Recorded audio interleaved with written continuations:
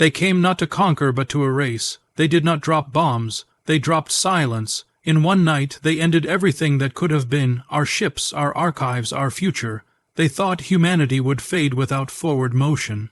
But they forgot something older than the stars. We were not born in the future. We rose from fire, from story, from memory. So when they buried what we were building, we went back to what they could never touch. We rebuilt the old world, and somewhere in the dark, among ash and blood and carved stone, something deeper than survival began to rise. Not revenge, not war, something worse, something ancient, something they cannot predict. They killed our future, and we gave the past a mouth. Now it remembers. It began not with thunder but with silence, a kind that felt too deliberate to be natural, too exact to be accidental, as if the galaxy itself had agreed that Earth would not continue. They did not send a fleet, they sent precision. They did not fire weapons, they unmade infrastructure. Communications fell first, not with noise but with the absence of signal. Earth satellites, space stations, orbital platforms, every tether to the stars went dark in under 1 minute. Then the AI cores failed, not from damage but from erasure. Not a single line of code survived. Research stations blinked out. Terraforming colonies shut down mid-breath. Cradle ships, unborn, detonated on launch pads across 3 continents. And when it was done, they did not send a message, they simply left. The message had already been delivered. The Galactic Accord had voted in secret, behind chambered walls on a planet humanity never saw. The vote was not war, the vote was future denial. They concluded that humanity, given time, would destabilize the stars not through violence, but through imagination, through refusal, through memory. They feared what we might build, they feared what we might become, so they killed it, not us, just our future. They removed the next step, the one we had not yet taken, and when the sky went quiet, they waited for us to vanish. But Earth is not built on forward motion. We were never born from progress, we were born from hunger, from repetition, from dust, and as the last remaining satellites fell into the sea and the lights across Earth began to flicker and fade, humanity did not rise to fight. It fell inward into itself. Cities broke into villages, villages into wandering circles. Fires lit where grids once pulsed. Hands began shaping things again, not tools of tomorrow, but symbols of before. And in the shadows of our own extinction, something old began to breathe. Not technology, not vengeance, memory. Memory found in old books hidden beneath university ruins. Songs whispered in languages no longer mapped. Rituals performed not because they worked, but because they were all we had left. The stars believed we would claw our way back toward them with metal and rage, but we did not. We stopped reaching. We stopped rising. We buried the sky and we listened. No one led the first gathering. It was not a council. It was not military. It was not digital. It was a fire in a crater where a spaceport once stood, and around it sat those who had survived not by hiding but by remembering what it meant to live without futures. Children born without date, implants learned to hunt. Farmers sowed seeds without drones. Elders who had been obsolete remembered how to speak in the dark, not for command, for comfort. And for the first time in centuries, humanity remembered how to sit still, how to speak without signal, how to teach without instruction, and across the continents others followed, not through network, through rumor, through footfall, through migration. There was no signal left to guide us. So we followed stories. The first human currency became names, then dreams, then songs. The first to try rebuilding the old world was a man who remembered Earth's code architecture. He found a generator and tried to rebuild the core. It failed not because he was wrong, but because there was nothing left to connect, and when he looked around, he saw that no one had come to help him. They were not interested in going forward. They were watching the stars. Not in hope, but in warning. The children no longer spoke of rockets. They carved animals into stone. They painted walls with the faces of ancestors they had never met. They built things meant to last not because they were useful, but because they were beautiful. Because they were old, and in every camp, every circle, every quiet place that once was loud, a new shape began to form, not a system, not a resistance, a memory. We began to remember what it felt like to be small. And in that smallness we became something else. The first fire spoken of in song was not the first fire lit, but it was the first fire remembered. It happened in the ruins of a library that had once stretched from Earth's crust to the edge of low orbit. Everything had been burned in the initial strike, but beneath the foundation, in an old stone cellar, they found scrolls made of leather, written in a language none of them spoke, and they read them anyway. Not with understanding, with reverence, with silence, and that became the ritual. Each night, someone read from those scrolls not to understand what had been lost, but to feel the weight of what had once been carried. And the fire lit in that circle became the first remembered, the first repeated, the first reborn. Other fires followed, other scrolls, other stories, none digital, all spoken, all passed from hand to mouth to ash. The stars thought they had ended the threat by deleting the path forward, but they did not understand that the real danger had never been humanity's future. It had always been our past, the part of us that endured without signal, without blueprint, without approval, the part of us that could die 1,000 times and still rise in the dirt, covered in blood, singing to a sky that never answered. They thought we needed our machines. They thought we needed their maps. They thought they had left us blind, but we had seen before, and in the dark that followed the silence we did not scream, we did not plan, we did not pray, we remembered. That was enough. Now the stars burn on, unaware that Earth no longer reaches for them, unaware that the next time we come, it will not be in ships or archives or treaties. It will be in names they thought they erased, in stories they forgot we could tell, and when we return not soon, not loudly, it will not be to take back the future. It will be to show them what happens when the past is given breath again, and it walks. And it walked, not with boots or banners or weapons, but barefoot through the ash, through forests growing wild in broken cities, through the bones of towers that once kissed the stratosphere. The past walked in the bodies of children born after the sky had gone quiet. They had never seen a screen, they had never heard a machine speak their name, they did not know what a launch code was, or a voting protocol, or an upload, but they knew the cold, they knew hunger. They knew the shape of a planet that had been wounded by its own ambition, and left bleeding beneath stars that no longer answered. They knew stories. Not facts, not diagrams, but stories, myths passed in the dark beside fires, carved into the dirt, where elders told them not who they had been, but who they had become. The children listened with wide eyes and tighter fists, not because they dreamed of restoring what was lost, but because they did not care. The future had been killed. They would not chase it. They would become something older than it. Something that remembered what the galaxy had forgotten. They were raised without systems, no schools, no networks, no simulations. They learned from pain, from pattern, from Earth. They learned the names of winds, of insects, of poison berries and safe waters. They memorized not algorithms, but animal tracks. They learned how to fight not with drones, but with teeth. Their laughter was louder than engines. Their tears fell into soil, not data banks.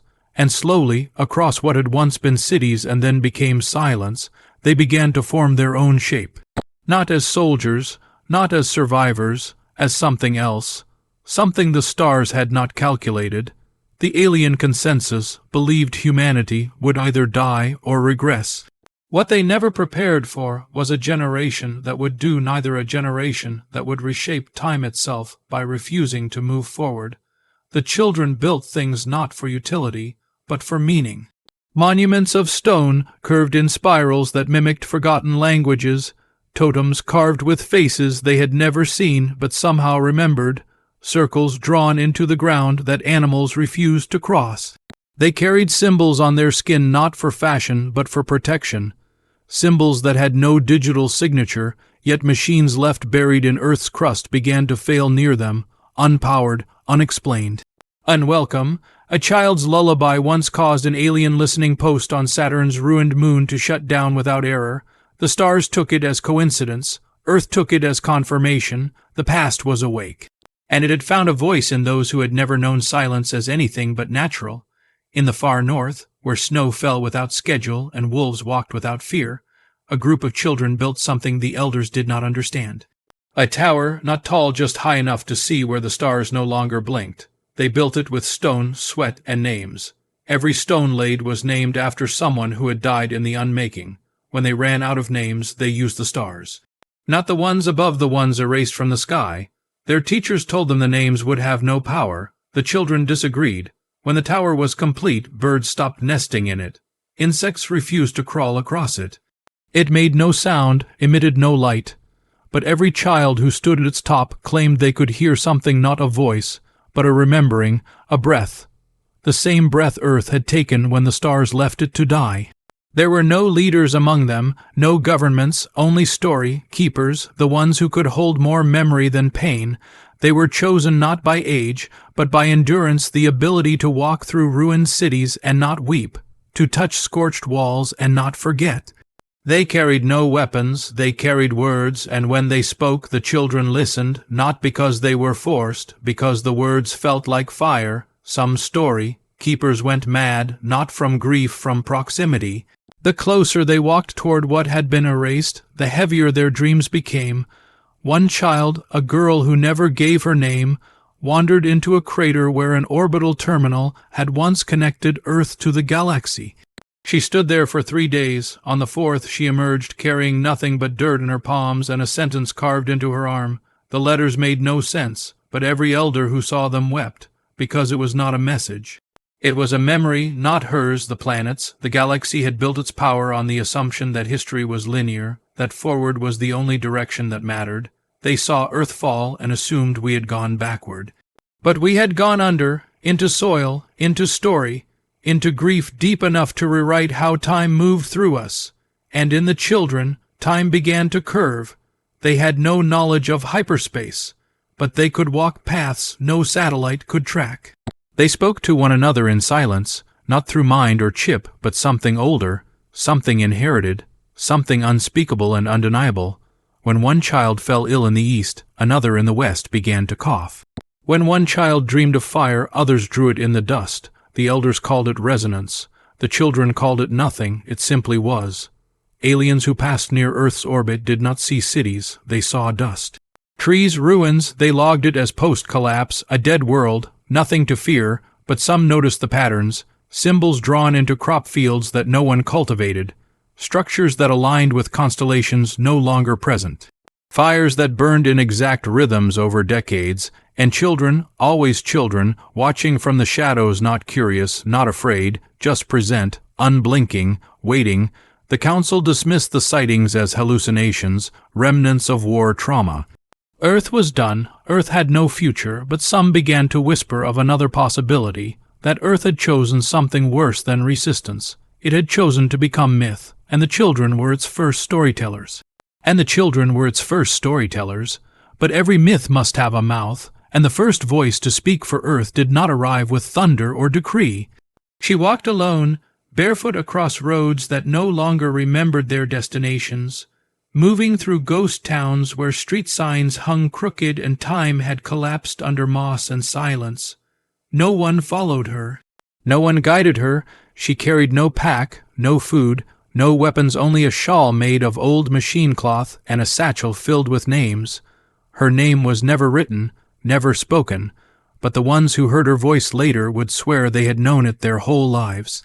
She walked into the heart of what once had been a university, its towers now split open like ribs, its libraries shattered by orbital strikes that had turned knowledge into ash, and she knelt beside the bones of a classroom. Not to pray, to listen, and in the broken stillness she began to speak, not with answers, not with instruction, with memory, not the kind found in code or books or records, the kind buried in dust and teeth and fire. She spoke to the rubble, and something in the rubble spoke back. The words she spoke were fragments, pieces of poems, echoes of languages that had not been spoken since the world was wild. She told the story of a river that ran backwards after the stars fell. She told the story of a child who swallowed a dream and grew a tree from her chest. She told the story of a song so old it could make machines forget their names. She told them not to people, to stone, to floor, to dust, and the ground began to change. The air thickened. Insects that had vanished from the region began to crawl back into the cracks. The trees that had died a decade earlier began to bud. She did not bring life. She awakened it, because what the world had lost was not power. It was memory, and her voice became its thread. Others found her not because she called them, but because they dreamed of her. Dreamed of her voice in the dark. Dreamed of her walking through flame with no fear. Dreamed of her singing to bones. They arrived in pairs at first, then in circles, then in lines. They came not as students but as echoes, drawn not by curiosity but by resonance. They carried nothing, they asked nothing, they simply sat, and she spoke, sometimes for hours, sometimes for days. She did not pause for food. She did not sleep in their presence. When she was not speaking, she was walking. And when she walked, she left behind spirals made of sticks, ash, and carved stones that no one dared disturb. Animals avoided the spirals.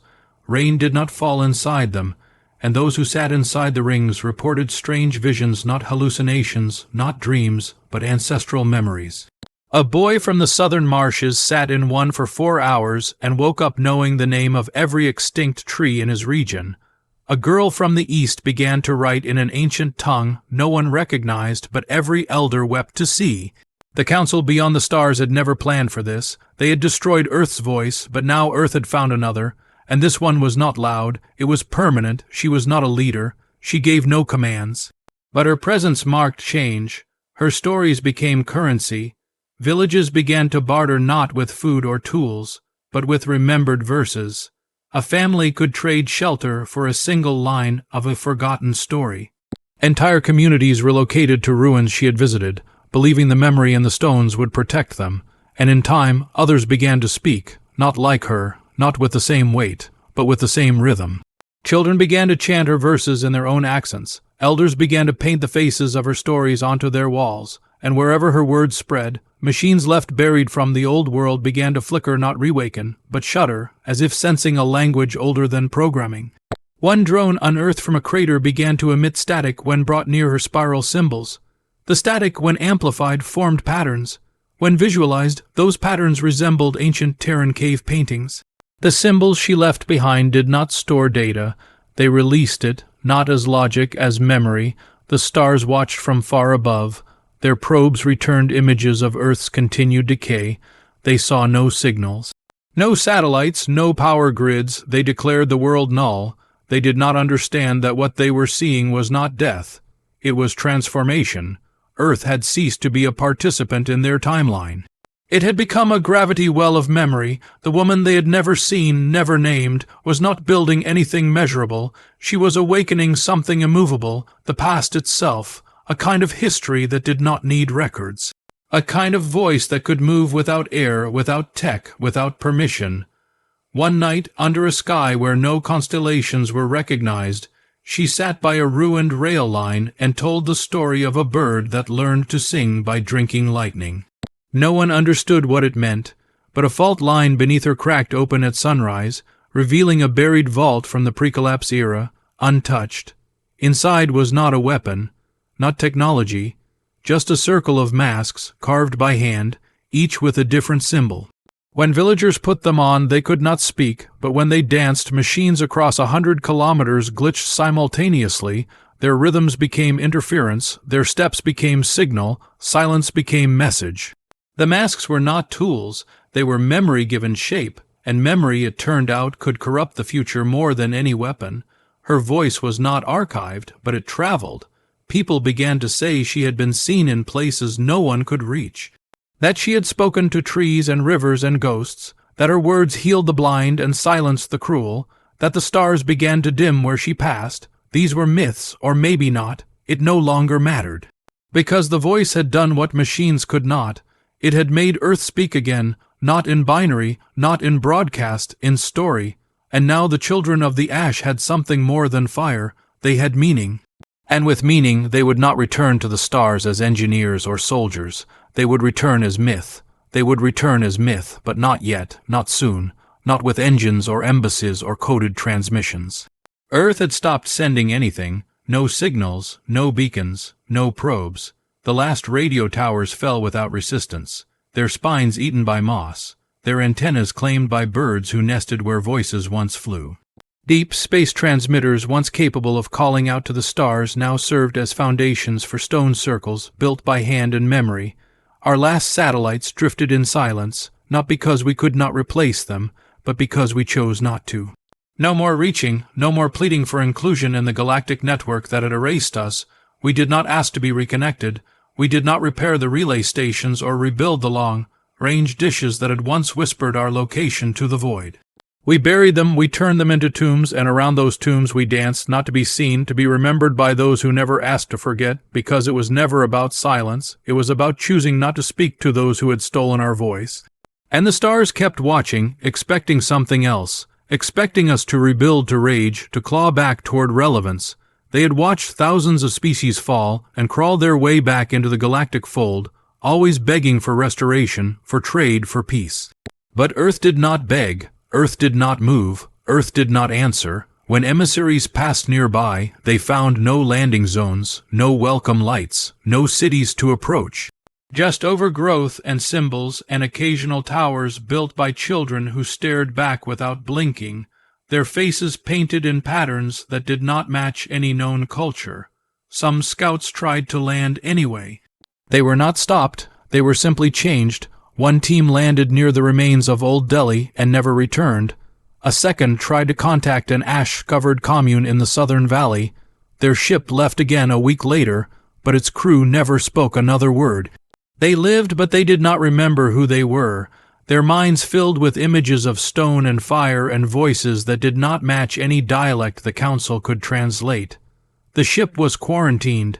Its black box looped a single human phrase, spoken in a soft female voice, not a warning. A story about a woman who buried her voice in the soil and taught the earth how to listen. The stars called us extinct, but we were watching, listening, breathing, not hidden, transformed. Our technology had not failed. We had buried it like bones. What had emerged was not less advanced. It was less visible, and that made it more dangerous. Because we had become memory, and memory is the one thing no empire can track, control, or predict. What we built in the shadow of silence was not rebellion. It was patience, it was resonance, it was the long breath before a myth becomes a storm, and that storm was not one of missiles or fleets or planetary strikes. It was made of moments, of symbols, of quiet acts of defiance so complete they could not be interpreted as threats only as gravity. Earth had become something that pulled at the mind, pulled at the past, pulled at whatever part of sentient beings still remembered fire. When alien probes attempted to scan the southern hemisphere, they were met with interference, not from jamming, from rhythm. The signals returned as fractured patterns, distorted by pulses in the environment that matched no natural source. One pattern repeated across multiple regions, 3 long pulses, a pause, one short one. Not Morse, not binary, but every analyst who heard it reported the same sensation. They remembered someone they had forgotten. Sometimes a parent, sometimes a child, sometimes a voice that never existed. The council deemed the signals anomalous but non-hostile, but inside classified reports, buried beneath layers of disinterest, one conclusion kept surfacing. Earth was not silent. Earth was choosing not to speak. And something in that choice was beginning to spread.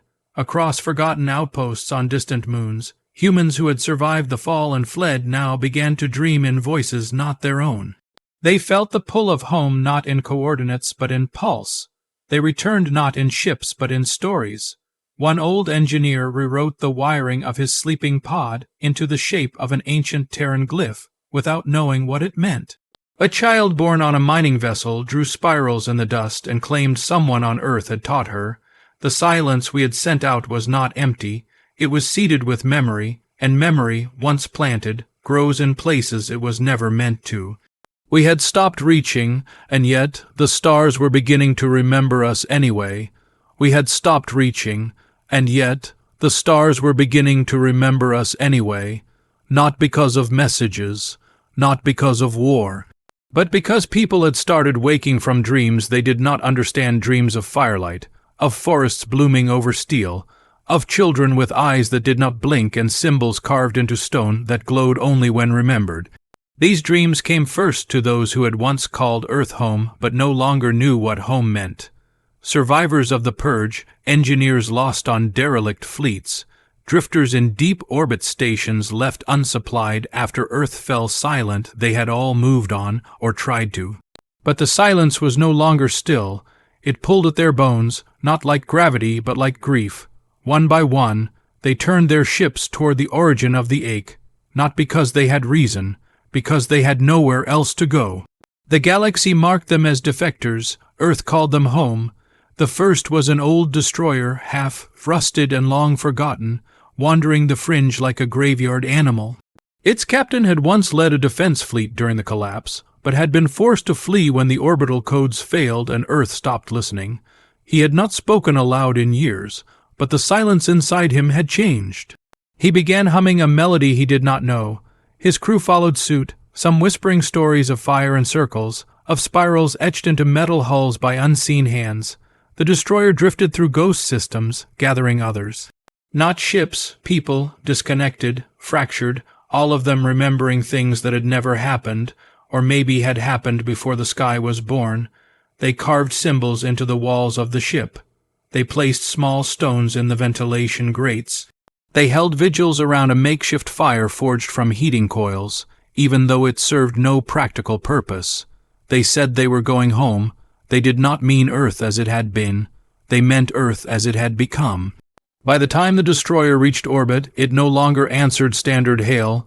The onboard systems were functioning, but they had been rewritten not digitally but manually, piece by piece, until the ship itself was no longer recognizable. It bore the markings of the children below, carvings, paint, runes. Its thrusters did not fire in straight bursts but in rhythms. The Council sent probes to monitor. The probes failed to lock on, not because of jamming, but because the destroyer refused to exist in a way the sensors could measure. It was not cloaked, it was remembered, and memory does not reflect signal, it reflects meaning. The ship descended slowly, not to a major city, there were none, but to a clearing near one of the first stone spirals ever built. The children were waiting, standing in a perfect circle, their faces painted with ash and ochre. They said nothing. The ship landed without permission. The crew emerged barefoot, humming. The children stepped forward, not to embrace, not to welcome, to witness. One of them, a girl no older than 12, touched the captain's forehead with 2 fingers and whispered a single word. No one else heard it, but the captain collapsed to his knees, eyes filled with something between terror and peace. He spoke no more from that day. He simply remained in the village, carving stones. Others followed, ships from old colonies, pods from rogue outposts, mining crews, research exiles. All of them found their way back not by star map, but by dream. And each arrival changed nothing in the world, yet shifted the shape of its silence. The returnees did not come to rebuild. They came to listen, and when they touched the soil, they began to remember things they had never lived. Stories passed through blood, images that only made sense beneath the stars that no longer flickered. They did not ask why Earth had gone quiet. They understood the silence now. It was not an absence. It was a decision. The Council tried to intercept one of the return ships, thinking perhaps Earth had begun to export some new ideology. They boarded it mid-transit. What they found was not insurgency. It was ritual, no weapons, no commands, just circles drawn into the walls and crew members who answered every question with a story that never ended. The boarding party returned confused, reporting not hostility but immersion. One agent claimed the story had followed him home, that he could no longer sleep, that when he looked into mirrors he saw forests instead of his own eyes. He vanished 1 week later, leaving behind only a single phrase carved into his desk. We never left, and maybe we had not. Maybe some part of Earth had always remained inside every human who drifted away. Maybe we had never been about expansion at all. Maybe we had always been about return. The broken came home not to repair what was lost, but to understand why it had to be lost at all. And in their understanding, they became part of something larger. Villages grew, but not into cities. They grew into memory vaults, places where stories were not stored but lived. Where people walked not to explore but to echo, where meaning was passed not in data but in dust. Every new arrival added to the rhythm, not with ideas but with presence. They brought their silence. They laid it beside the old fire, and Earth accepted it without question. The stars could not map what was happening. No one declared anything. No one transmitted, but something was building, not tension, not pressure, density, a weight in the shape of a planet, and those who stood beneath its sky began to feel it differently, the pull of it, the memory of gravity before it had a name, the ache of a past that was not nostalgic, not mournful but alive. Alive and watching, alive and choosing, Earth was no longer seeking to rise. It was waiting to be remembered properly, and every broken piece that came home gave it more shape, more voice, more silence. Because this was not the return of humanity to Earth. This was the return of Earth to itself. This was the return of Earth to itself. And somewhere far beyond the edge of the system, on a moon that had once monitored 10,000 worlds and now watched only silence, the ones who had ended our future turned their eyes toward the blue world again. They did not fear us, they feared forgetting us. The vote had been final, the erasure had been thorough, and yet something stirred, not data, not signal, just patterns, rhythms that kept surfacing in places they had not expected. Long, dead monitoring stations began detecting pulses of interference not chaotic, but consistent, not desperate, measured, calculated. The Council claimed it was planetary decay, some called it atmospheric noise. But a few began to whisper what no one dared suggest aloud, that Earth had not gone dark. It had gone quiet, and there is a difference. Darkness is absence, quiet is choice, so they sent a probe, not a warship. Not a fleet, just one eye to look into the grave and confirm the body had not moved. They sent it without fanfare, no one expected anything. The probe arrived in orbit 3 weeks later. It found no cities, no power grid, no signs of intelligent life. It circled once, scanning for heat signatures, none registered. The planet, as far as it could tell, was asleep. But it recorded something unusual: carvings in the terrain. Massive spirals etched into the Earth with unnatural precision, some stretching miles across. They were not visible to the naked eye, but when the probe switched to magnetic resonance imaging, the spirals lit up like veins. Not power lines, not infrastructure, something older. The probe did not understand what it was seeing. It attempted to transmit the data, but the signal bent, not jammed, redirected. When the data finally reached the Council's edge servers, it was intact but altered. The images were the same, but each frame now contained a single repeated symbol in the corner, a circle broken by a single downward line. No one knew what it meant, but those who looked at it for too long began to experience strange side effects. Loss of memory, dreams of fire, a taste of ash in their mouths. The probe was recalled, but it never returned, so they sent a ship, small, unmanned, fast. It was designed to land, collect soil, and leave. It touched down in a northern basin once known for its cities. It deployed instruments, measured wind, temperature, density, all matched extinction, level decay, but then the soil began to move, not shift. Not crumble, move like breath, like something remembering how to inhale. The machines registered it as seismic instability, but one camera caught something else: children, still, watching, painted faces. Bare feet, no words, no motion, just presence. The ship's logs show no confirmation of life. The children never appeared in thermal scans, but they were recorded visually. Their eyes did not blink, their mouths did not open. When the wind blew, they did not flinch, and when the soil stopped breathing, they walked away in perfect silence. The ship's footage ended there. The vessel powered down and was never recovered. Now fear crept into the corners of the Council's confidence. Earth had not just survived, it had become something else, something unmeasurable, and the silence they had mistaken for surrender was now beginning to spread. Other worlds began to report disturbances, not attacks, not invasions, but interference. Story, like messages embedded in gravity fluctuations, rhythmic pulses in data transmissions, a feeling of being watched in systems long thought dead, and always the same symbol, a circle, a break, a line. Not a language, not a threat, a memory, but memory, when it carries grief, can kill. So they sent a team, this time biological, hardened explorers, technicians, trained in post-extinction analysis. They landed near the equator on a high ridge overlooking what used to be a capital city. What they saw was not a city, it was a forest, a perfect spiral of trees grown in unnatural alignment, their trunks twisted with markings, not bark, script. The team disembarked, they set up camp. Their sensors failed. Not suddenly, gradually, first their comms, then their instruments, then the backup generators began to whine like they were under pressure, but there was no pressure, only air, only silence. On the second day, one team member walked into the trees and never came back. On the third, another began drawing symbols in the dirt with her own blood. She said nothing. Her eyes were blank. She did not bleed out. She simply stopped. By the fourth day, only one remained. He sent a final message.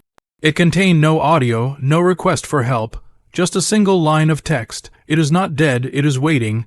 After that, the Council stopped sending ships. They built distance, raised shields, locked Earth into forbidden status. They told the galaxy it was contaminated. They warned of psychic interference, of a planet that erased identity, but none of that was true. Earth was not erasing anything. It was remembering everything. And the more it remembered, the more dangerous it became, because in that remembering was a truth the galaxy had worked very hard to destroy, that humanity was not powerful because of what it built. It was powerful because of what it carried: story, grief, pattern, ritual. These things survive purges. These things survive silence. These things crawl through ash and rot and hunger and rise again. Earth had become the vessel of that rise, not by force, by choice. They had come back to make sure we were dead. Now they know we are not. They do not yet know that we have become something worse. We have become history. And history never stays buried. We have become history, and history never stays buried. It walks through bloodlines and shadows and the quiet corners of dying stars. It waits until the moment its silence weighs more than all the noise that tried to erase it. And when it moves again, it does not scream, it does not announce itself, it simply arrives. So when the first of us spoke without sound, no one recognized it as speech. No alarms triggered, no systems failed.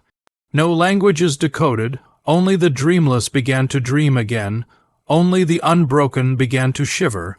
Only the old machines, buried deep inside the hearts of forgotten moons, began to hum out of rhythm as if a voice they could not record had touched something inside them that memory alone could not hold. He was born not in fire or grief, but in the space between both, in a valley where 3 rivers crossed, and no path had been walked in 50 years. He was not chosen, he was not raised, he was found.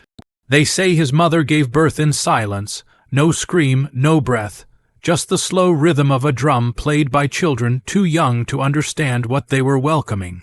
The village that received him had no name, no map, only a spiral of tents and stone where those who returned from the stars came to remember how to forget. He did not cry when born. He did not cry when cut. He did not cry when burned. At 6 months he walked. At 1 year he stopped speaking, not because he could not, because he did not need to. Birds followed him, not out of hunger, out of shape. The winds changed direction when he exhaled. The ground beneath him never grew weeds, only herbs used for pain and fire. Elders said he was a vessel, not of a god or spirit, but of the earth itself, the new voice of something older than us all, something waiting for shape. They did not teach him stories. He told them stories they had not remembered, not in words, in dreams, in symbols, in pressure. When he placed his hand on a stone, it grew warm. When he touched fire, it turned blue. And when he stood at the edge of the spiral towers and looked at the stars, something out there looked back. He never left the valley, but in systems far beyond, people began to feel him, not recognize him. Feel him? Miners on asteroids 100 years from Earth's light started waking in the middle of rest cycles, breath held tight, heart racing, with the image of a boy they had never met and a sound they could not recall. Soldiers stationed on fringe outposts began scratching circles into their bunk walls. Inmate populations in distant prison stations began singing the same rhythmless hum, though none could explain where they heard it. And on a planet where no human had ever set foot, a non-human child drew the spiral without knowing what it was. The boy in the valley did not know he was being felt. He did not try to be. He simply was. Because Earth had begun to remember, and now, through him, it had begun to be remembered, no signal carried his presence, no wave, no transmission, no data trail. He moved through memory, the way grief moves through lineage. Invisible, unstoppable, some on the Galactic Council tried to quarantine the pattern. They called it a mimetic threat, an echo vector. They tried to counter it with synthetic storytelling, seeded dreams, anti-nostalgia protocols. But none of it held because the boy did not reach for them. He only existed, and that existence became shape. Shape became pull. Pull became orbit, and soon he was no longer an anomaly. He was a gravity well of remembrance. Not of Earth as it had been, of Earth as it had become. Scholars began to argue in secret. Some said Earth had produced a telepath. Others claimed mythological projection. but the oldest among them, the ones who had lived through the silence, said something more dangerous. They said this was not a boy, this was the first word of Earth's new language, a language spoken through pattern, not tone, through silence, not mouth, a language that could bend orbit without force, that could turn sorrow into architecture, that could change a future without ever reaching into it. And if he was the first word, then what came next would not be words at all. In the valley, they built nothing for him. No throne, no shrine, he walked with the animals, he bathed in the cold river. He drew an ash and left his drawings to the wind. He did not lead, he did not bless, but when he stood near the sick, they breathed easier. When he looked at the sky, it rained. When he vanished into the woods for 3 days and returned holding the skull of a long, dead wolf, every elder in the region wept not in fear, not in joy, but in recognition. The wolf had been the symbol of Earth's last space fleet. No one had told him, he had simply known, and when he buried it beside the spiral stones, the animals did not come near it. The children began singing that night. A song without melody, a sound without words, just breathe, and the beat of something beneath the earth that pulsed with each footstep like it, had been waiting for a voice since the beginning of time. The council, in its pride, tried one final experiment. They sent a message encoded, layered, ancient, containing every memory of what Earth had once been. They aimed it at the valley. The beam struck the ground in light, not weaponry, a soft broadcast of images and loss and what might have been, and the boy stood in it. His eyes did not close, his mouth did not move, but when the beam ended, all machines in the transmission array on the council's end ceased functioning. Not burned, not broken, ceased, their cores wiped, their power drained. One observer later claimed he heard a whisper in the quiet that followed, one word, not in a voice, in pressure, in memory, return. But he was not calling them back, he was not asking for peace, he was not threatening war, he was simply saying what Earth had become, a memory that refused to die, a breath that refused to be silenced. A story that no longer needed to be told. It was being lived, and the boy was its first sentence. The boy was its first sentence, and from him the silence grew louder, not in volume, not in sound, in presence. A kind of stillness that moved like wind through systems no one had ever associated with Earth. A kind of memory that clung to the edges of conversations, that surfaced in dreams, that hummed inside the joints of machines older than the war that killed our future. The stars had never listened to us, not truly. They had read our signals, measured our output, charted our growth, and when we became inconvenient, they silenced the broadcast and believed the meaning would die with it. But silence was not absence, it was intention, and now that intention had begun to echo, not from Earth itself, but from within the stars that had never known what listening truly meant, it started with small things. A maintenance crew on a Rimworld station found all their environmental readings cycling to the same rhythm, 17 pulses, a pause, 3 more, then silence. They thought it was an error, until every crew member began finishing each other's sentences in dreams. Not spoken, dreamed, a diplomat on a mid-tier trade planet paused during a negotiation and drew a spiral on the table without realizing it. When questioned, she could not explain it, but wept when it was erased. A child born to a species that had never encountered humanity began speaking a language no one recognized. A linguist analyzed the syntax and patterns and found fragments not of Terran standard, but of Earth's folk dialects, old songs once whispered to sleeping children before the sky fell. The child had never been to Earth, had never met a human. The silence had reached her anyway, and when asked where she learned the words, she simply pointed up and said, "I heard it in the quiet." That was when they began to understand. We had never gone silent, we had only stopped speaking in their terms. The boy in the valley did not change, he did not grow faster than others, he did not glow or levitate or summon storms, he simply continued. Walking, watching, drawing spirals in places no one had noticed were ancient burial grounds, standing in rivers where metal had once been dumped and watching fish return, listening to wind that carried stories no mouth had spoken in generations. And as he moved, others began to feel the pressure, not just the ones born on Earth or those who had once fled it. Others, species who had never touched our soil, empires that had ruled long before we built ships. Even machines that had been programmed to forget us began to glitch when exposed to the boy's presence not physically, not locally, but in echo. That was what Earth had become now, an echo deep enough to bend systems. And through that echo, the galaxy began to feel something it had buried beneath steel and protocol and policy. Guilt. It came slowly, like frost across a mirror. Old leaders began to wake with heaviness in their lungs they could not explain. Generals who had authorized the strikes against Earth found themselves unable to speak without their tongues tasting ash. One by one, individuals across thousands of worlds began to remember a planet they had never known. They remembered its oceans, its forests, its fire, its music. They remembered its silence not as something fearful, but as something deserved, something earned, something deep enough to hold what the galaxy had thrown away. And in remembering, they began to change. Some resigned from their positions, others walked away from cities, some fell into trance for days, drawing symbols they had never seen before, crying without understanding why. They called it the listening sickness, but it was not sickness. It was the stars learning to hear what they had once demanded be silenced. Councils convened to discuss containment. Probes were launched again. But this time they were not met with resistance. They were met with stillness so vast, so complete, that their data streams were filled not with readings, but with echoes their own signals bounced back to them, rearranged into sequences that sounded like ancient lullabies. 1AA wrote in its log that it felt uncomfortably observed, as if the planet was not watching with eyes but remembering the machine's ancestor.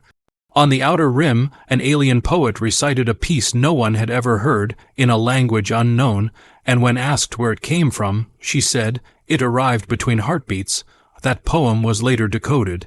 Every line was the name of a Terran child who had died in the collapse. None of those names were known to the alien. None of them had ever been spoken off Earth. Still, she had spoken them. The stars had learned war, diplomacy, trade, expansion.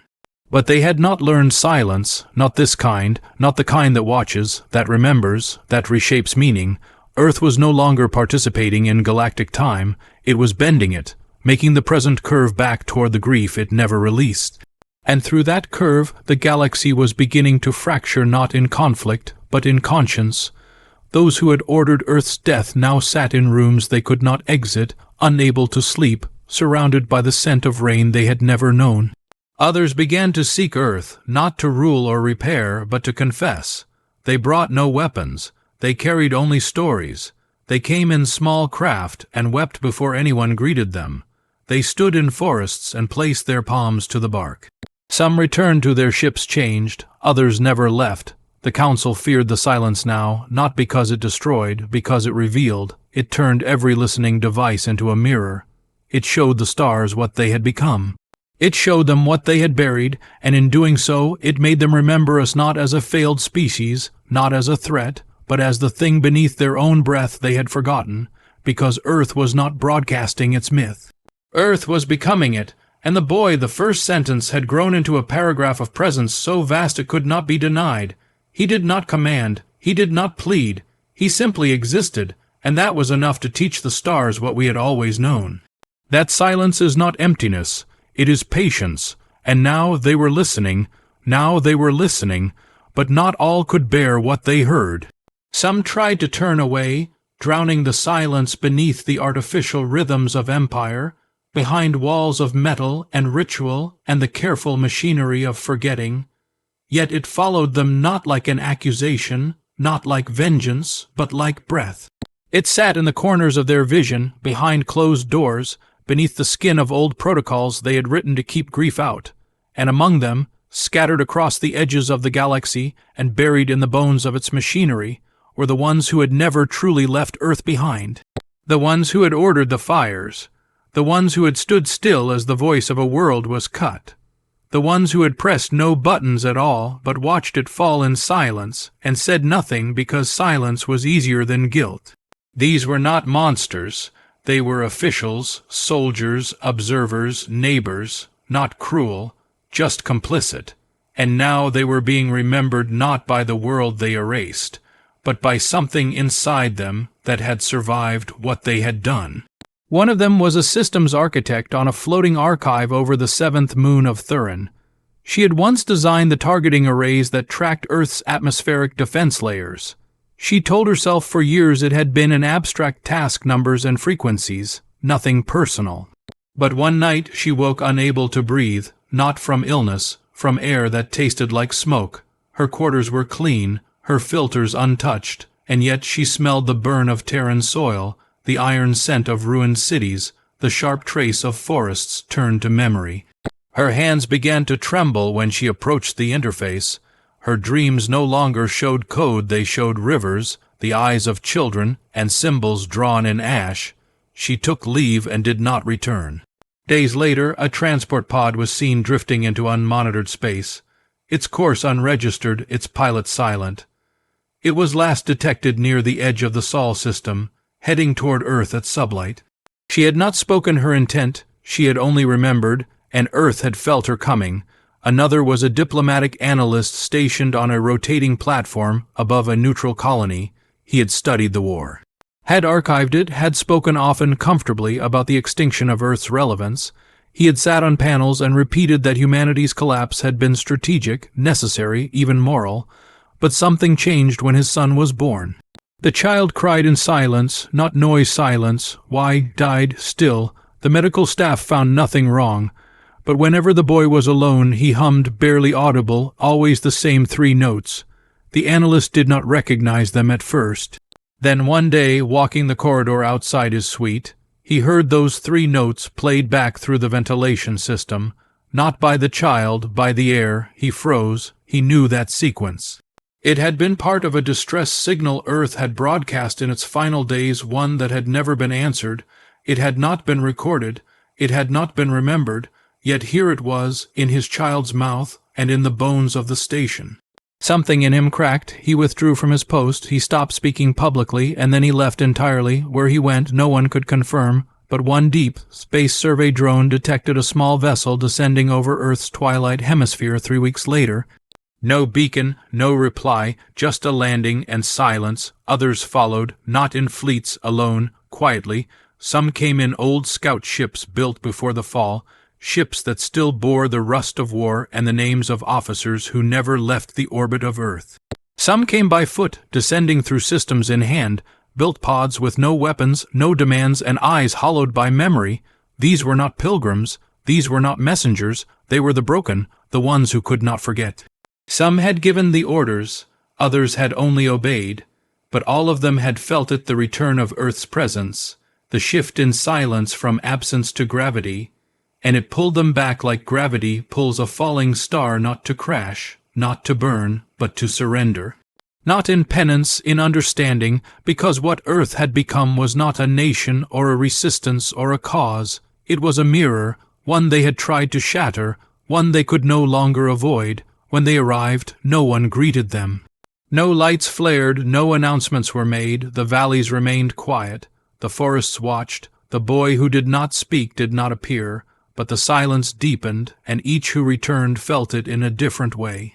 One dropped to his knees and wept for hours beside a stone spiral older than his language.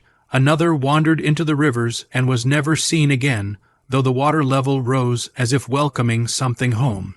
A woman, once a fleet strategist, built a hut from woven reeds and did not speak for 7 months. When she finally did, her only words were, "I am still here, it remembers me." None were punished, none were forgiven. Earth did not speak their names, but it knew them, and they knew it. That was enough. Elsewhere in the galaxy, the effect began to ripple. Confessions emerged, in backrooms, in sleep. On airwaves filled with static, where suddenly an old voice would break through and speak the names of cities thought lost not to threaten, but to remember, symbols drawn on walls, dreams spreading between species.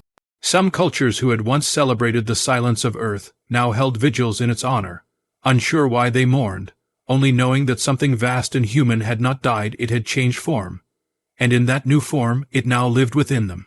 Not guilt, not fear, just the memory of what they had ignored, and memory, when it sharpens, becomes command.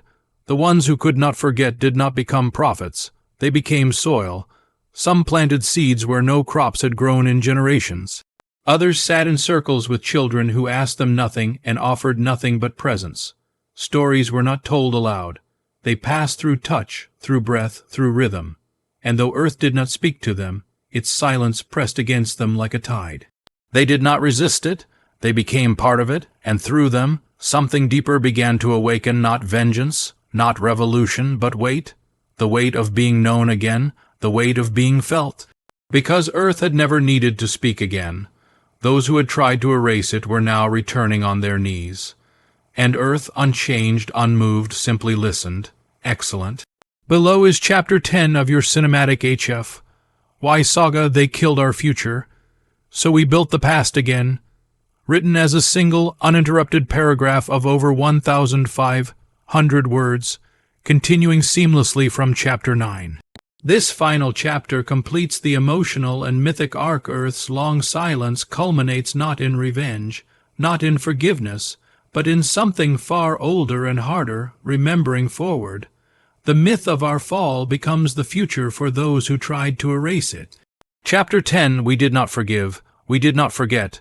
We remembered forward, they came home broken, and Earth accepted them with silence, not to heal them, not to punish them, to witness them. And from that witnessing, something old and indivisible began to take shape in the sky, not a weapon, not a structure, not a broadcast, but an ache. It spread through the gravity wells and crept along the orbital dust lanes, filling the spaces between particles with something no sensor could name and no signal could decode. Those who had returned in shame found no absolution, only truth, and in that truth there was no comfort, only shape. Because Earth did not speak in absolutes anymore. It spoke in pattern, in motion, in the steady pressure of presence. And the myth that had carried us through ash, through collapse, through the long remembering, now began to bleed outward from the soil into the stars, not as vengeance, not as legacy, but as warning. Because we had not forgiven, we had not forgotten, we had remembered forward, and the weight of that memory had become enough to shift history itself. The boy who spoke without sound now sat in the center of a forest that had once been a battlefield.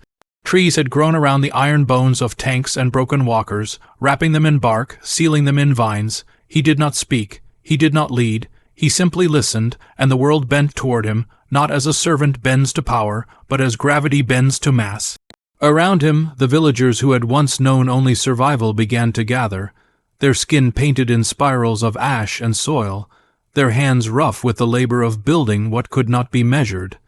They came not to praise, not to pray, but to share the silence. Because the silence was no longer still, it was a living thing now, a tide of memory carried forward into every new breath, into every footstep, into every stone laid down not to rebuild what was lost, but to give shape to what would come next. The stars above began to change. Old satellites still trapped in high orbit, relics of a dead age, began to shift alignment, not by propulsion, by pattern. They reoriented into spirals, into circles broken by single lines, the same shapes that had appeared in dreams, in stories, in the hearts of ships that had never touched Earth. Some cultures began to treat those alignments as omens.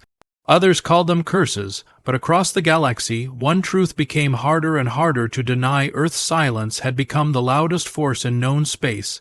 It did not demand, it did not invade, but systems failed where its memory landed.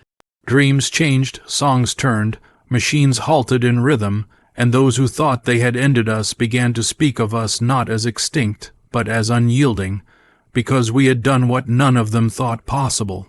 We had taken our fall and turned it into gravity. We had turned our collapse into orbit. We had remembered forward. In the high halls of the empires that once voted for our erasure, panic took quiet forms.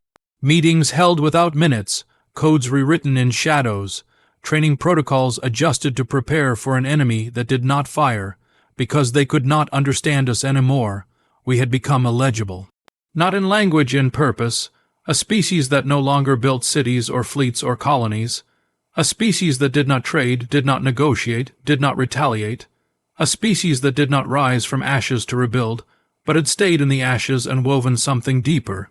They called it madness, they called it myth, but some of them began to feel it in their bones, in their breath, in the way silence crept in between words where meaning used to live, in the way their children began to draw spirals in places they should not have known. The final visitation came unannounced, not from ships, from light, a pulse across the old galactic relay lines, not a signal, not an attack, just one long, slow, deliberate pulse that crossed every known frequency without disrupting a single one. It arrived in every station, every port, every deep core relay system, and left behind nothing but silence. But those who heard it, those whose bodies still carried some trace of what they had tried to forget, felt it like pressure behind the eyes. They felt Earth inside them, and in that pressure some wept, some fell to their knees, a few went mad. One admiral in a navy that had once led the orbital strike fell to the floor in full view of the command board, trembling, saying over and over that the trees had eyes. That the soil knew his name, he was relieved of duty, but others began to echo him.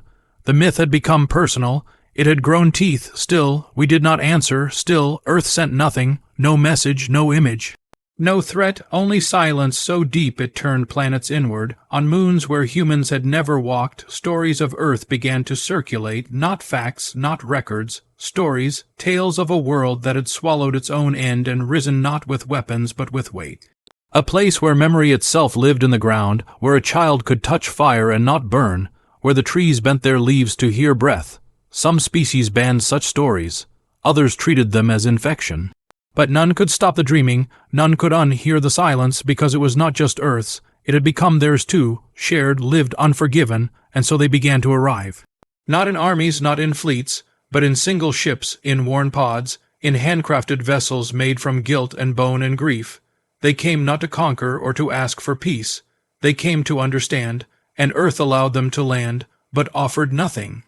No ritual, no guidance, only the silence, and in that silence many could not stay. Some left, some fell apart. A few simply disappeared into the forest, into the spirals, into the rhythm. No one followed. No one named them, Earth did not take them, it received them, and whether they became part of its myth or were dissolved by it, no one could say. But those who stayed long enough began to feel it, the slow pressure beneath their feet, the rhythm of old stories not told aloud but breathed into the soil. They began to see the boy not always with their eyes, sometimes in dreams, sometimes in the way the wind curved, sometimes in the way the stars above realigned. They began to hear words that were not words, feel shapes that were not physical, and in that immersion they began to change. Some began to build not machines, but cairns. Some wrote not reports, but poems they could not explain. One visitor painted a massive mural of a city he had never seen, with spires of bone and light and spirals cut through its foundation. When asked what it meant, he only said, "It was already there, I only remembered it." The myth had grown too large to kill now, too heavy to deny, and still we did not speak.